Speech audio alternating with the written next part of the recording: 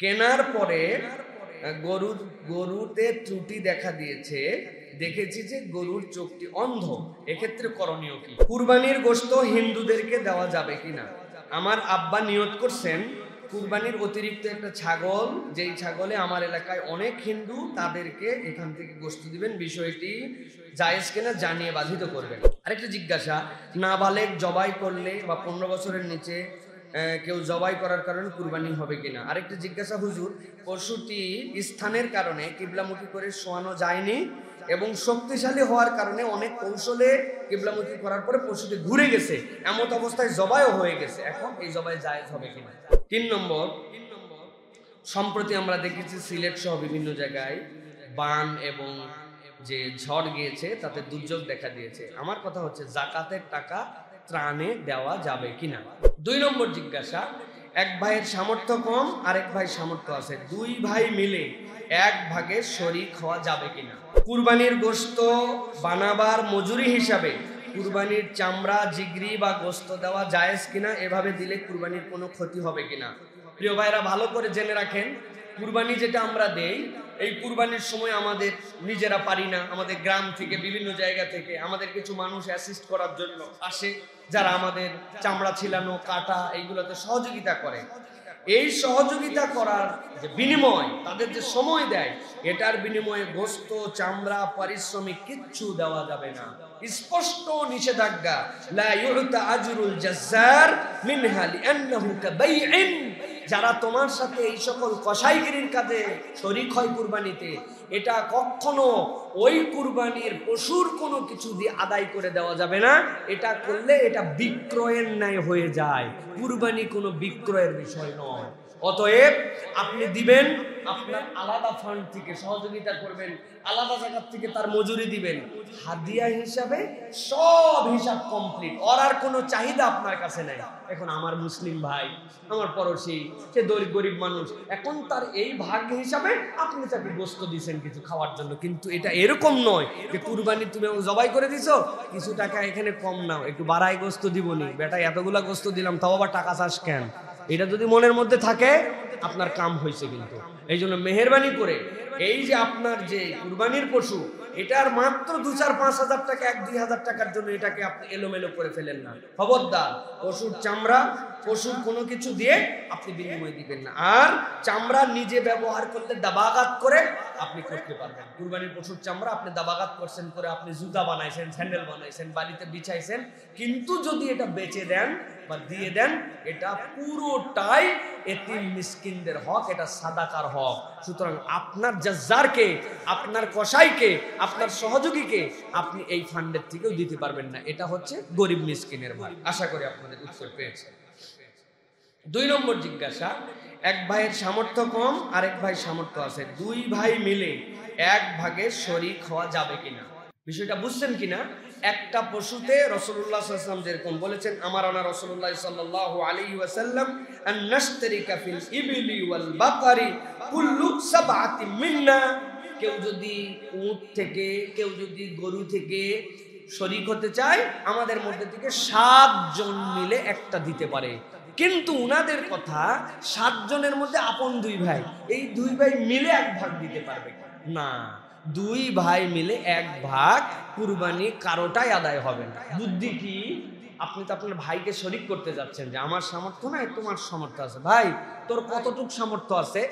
Say for example, একটা ভাগের দাম 7,000, 70,000 টাকা একটা গরু কিনছেন, 7,000 টাকা। তোর কয় টাকা আছে? আমার ভাই 2,000 টাকা আছে বা 3,000 টাকা আছে। কত লাগে? আরো 4,000 টাকা লাগে। শোন, এই 4,000 টাকা আমি তোকে দিয়ে দিলাম, হাদিয়া করে দিলেন, ও মালিক হয়ে গেল। এবার ও শরিক হলো ভাগের মধ্যে, আলাদা একটা ভাগ নিয়ে, তাহলেই এটা সমাধান হলো। কিন্তু তুমি 3.5, আমি 3.5 দিয়ে 2 মিলে 1, আপনাদের 2 জনের কারোই কুরবানি হবে না। এটা শরীয়তের নিয়মের মধ্যে নাই। অতএব এইটা আমাদেরকে সতর্ক হতে হবে, 2 জন মিলে এক ভাগে দেওয়া যাবে না। তার সামর্থ্য নাই, দেওয়ারই দরকার নাই। ভাই আমি সামর্থ্য দিচ্ছি, আল্লাহ তৌফিক দিন, আর তুই আমার ভাই, আমি তোর খাওয়ার জন্য, কুরবানির দিনে যেন উৎসবে সামিল হতে পারিস, তার জন্য আমি তোর খাবার পৌঁছাই দেব। কিন্তু 2 জন মিলে দিয়ে এটাকে বাতিল করার আমাদের, বা এটা আদায় করার কোনো সুযোগ আমাদের মধ্যে নাই। 3 নম্বর, সম্প্রতি আমরা দেখেছি সিলেট সহ বিভিন্ন জায়গায় বান এবং যে ঝড় গিয়েছে, তাতে দুর্যোগ দেখা দিয়েছে। আমার কথা হচ্ছে জাকাতের টাকা ত্রাণে দেওয়া যাবে কিনা। প্রিয় ভাইরা, খুব সেনসিটিভ মাসালা। আমরা বিভিন্ন ধরনের প্রাকৃতিক দুর্যোগ, বিপর্যয়, সাম্প্রতিক আমরা দেখেছি বাংলাদেশে একটা বিশাল ঝড় চলে গেল। আমরা হয়তো ঢাকাবাসী অতটা কল্পনা করতে পারি না, কিন্তু তাও কিছু কল্পনা করার কথা। সাম্প্রতিক সময়ে ঢাকা শহরে এত পরিমাণ গাছ ভাঙছে, এটা আমি কখনো দেখিনি। আপনারা দেখছেন কিনা? এত পরিমাণ গাছ, এত পরিমাণ। আমি ওই রাত্রে একটা জরুরি কাজে বাইরে ছিলাম, আমার গাড়ি ডুবে গেছিল ওই দিন। আমার গাড়ির ভিতর দিয়ে এদিক ওদিক পানি চলে গেছে, পুরান ঢাকার দিয়ে গেছে, যেটা কল্পনার মধ্যেও আপনারা নিতে পারবেন না। এমন বিপর্যয়কর হাওয়া, হাজার হাজার ছাতা উল্টায় গেছে। দেখছেন না আপনারা ভাই?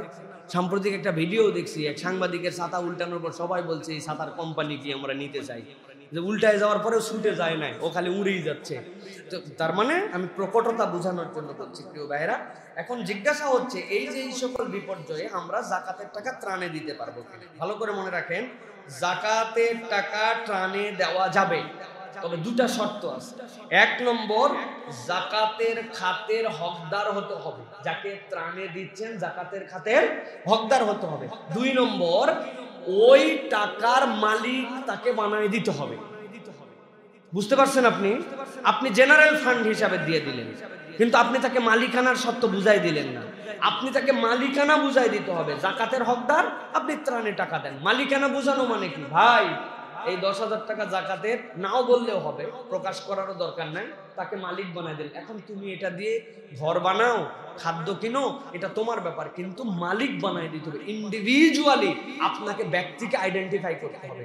এইভাবে আপনি আপনার জাকাতের টাকা ত্রাণে দিতে পারেন। প্রিয় ভাইরা, এখানে একটা কথা থাকে যে আমরা এই জাকাতের টাকা যে বিতরণ করতে যাব, এই টাকার পরিবহন, আনুষঙ্গিক খরচ, যাওয়ার সময় খিদা লাগছে, জাকাত পৌঁছাচ্ছে, এই যে খিদায়, এই যে যারা এই ত্রাণ ম্যানেজমেন্ট করবেন, জাকাত থেকে এইটা ব্যয় করা যাবে না।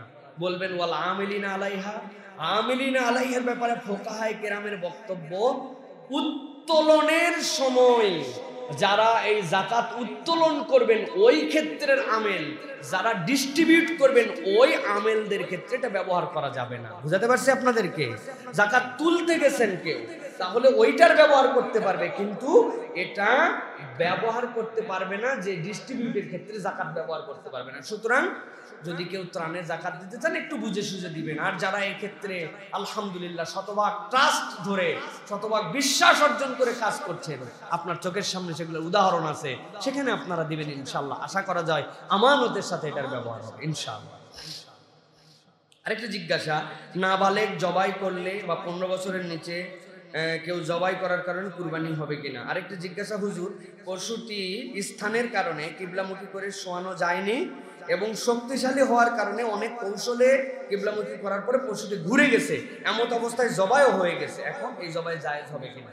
প্রিয় ভাইরা, কোন একটা পশু, যে এই পশুটাকে আপনি জবাই করবেন, এটা আপনার বয়স কি হবে বা এটার জন্য বালেগ হতে হবে কিনা, বয়স নির্ধারণ আছে কিনা মানুষের, এই ক্ষেত্রে ফুকাহায়ে কেরামের বক্তব্য হাদিসের আলোকে মুসান্নাফে আব্দুর রাজ্জাকের ভিতরে হাদিস আসছে আব্দুল্লাহ ইবনে আব্বাস রাদিয়াল্লাহু তাআলা থেকে। তিনি বলছেন, বালেগ হোক, নাবালেগ হোক, পুরুষ হোক, নারী হোক, সে যদি আকেল হয় আর সে যদি মুসলিম হয়, জবাই করলেই আল্লাহর নামে ওইটা জায়েজ হয়ে যাবে। সুবহানাল্লাহ। জবাইয়ের জন্য কোনো বয়স নাই, মুসলিম হতে হবে, আকেল হতে হবে, তাহলে সে জবাই বুঝলি জবাই হয়ে গেল, আল্লাহর নামে জবাই হলে হয়ে যাবে। দ্বিতীয় কথা হচ্ছে কিবলামুখী। কোন পশুকে কিবলামুখী করে জবাই করা, এটা মাসনুন, সুন্নাহ, ভালো, কিন্তু কিবলামুখী হয় নাই, অথবা সবাই মিলে ধরছিল, ধাক্কা দিয়ে বাঁকা হয়ে গেছে, এতে আপনার জবাইয়ের কোনো ক্ষতি হবে না। আপনার পরিবেশ নাই, যে কোনো দিকে ফেলে জবাই করে দিলেও আপনার জবাই হয়ে যাবে। মনে রাখবেন, জবেহের জন্য আল্লাহর নামে জবেহ করা শর্ত, কিবলামুখী করা শর্ত নয়। করতে পারলে ভালো, এটা সৌন্দর্য, এটা আদব, এটা মুসলমানরা চেষ্টা করবে, ইচ্ছাকৃতভাবে ত্যাগ করবে না।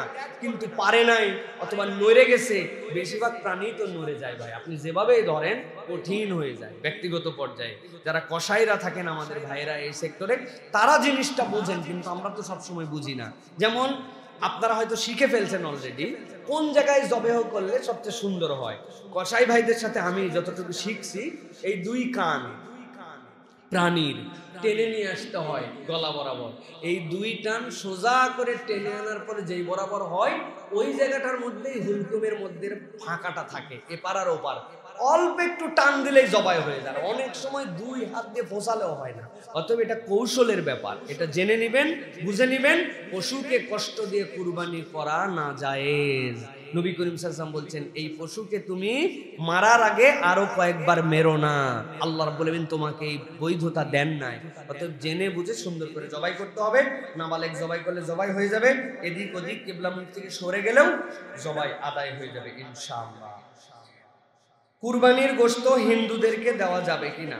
আমার আব্বা নিয়ত করছেন কুরবানির অতিরিক্ত একটা ছাগল, যেই ছাগলে আমার এলাকায় অনেক হিন্দু, তাদেরকে এখান থেকে গোশত দিবেন। বিষয়টি জায়েজ কিনা জানিয়ে বাধিত করবেন। প্রিয় ভাইয়েরা, ইমদাদুল আহকাম সহ যতগুলি ফতোয়ার গ্রন্থ আছে সেই গ্রন্থ অনুযায়ী আমাদের কুরবানির যে গোশ, এই গোশ আমাদের অমুসলিমদেরকে, অন্য ধর্মাবলম্বীকে দেওয়া যায় না, জায়েজ নয়। ইভেন তারা যদি গরুর গোশত খেতে চায়, আমরা গরুর গোশতও তাদেরকে দিতে পারবো, এতে কোনো সমস্যা নেই। কারণ সনাতন ধর্মে গরুর গোশত খাওয়া নিষেধ, শাস্ত্রীয়ভাবে কোথাও নাই, এটা তাদের মুখে মুখে বানানো একটা বিধান। সুতরাং যেই হিন্দুরা গরুর গোশত খেতে চায়, অথবা তাদেরকে বলতে হবে এই গোশত অনেক টেস্ট, জীবনে একবার অন্তত খাইয়ে দেখ। তো ধর্মে যেটা নাই, যদি তারা রাজি হন তাহলে আপনি দিতে পারবেন। কিন্তু এখানে একটা কথা, আপনার আব্বা যদি কোনো প্রাণীকে আবার কুরবানি করতেছেন হিন্দুদেরকে খাওয়ানোর জন্য, এটা আপনার জন্য সমীচীন হবে না। হ্যাঁ, আপনার পশু জবে করা হয়েছে, কোনো হিন্দু যদি নিতে চায়, অথবা তিনি গরিব দুস্থ অনেক আছে ভাই, পুরা বছরে 1 কেজি ছাগলের গোশত কিনে খেতে পারে না, তারা মুসলমানদের পুরো আমাদের কাছেই বলে রাখে। আমার অনেকগুলো রিকশাওয়ালা আছে যে হুজুর খেয়াল রাখেন, কিন্তু গত বছর দিছিলেন ওইটাই একটু পরিমাণ নিয়ে খাইছিলাম, ছাগলের গোশত একটু দিয়েন, এরকম অনেক লোক আছে। সুতরাং এটা আপনি দিতে পারবেন, কিন্তু আপনি কুরবানি করতেছেন আল্লাহর জন্য, আগেই নিয়ত করছেন হিন্দুদের খাওয়াবো, এটা হলো না তো ভাই। সুতরাং বাড়াবাড়ি করা যাবে না, ছাড়াছাড়িও করা যাবে না। আল্লাহ আমাদেরকে বোঝার তৌফিক দান করেন। প্রিয় ভাইরা, কেনার পরে গরুতে ত্রুটি দেখা দিয়েছে, দেখেছি যে গরুর চোখটি অন্ধ, এক্ষেত্রে করণীয় কি? চমৎকার।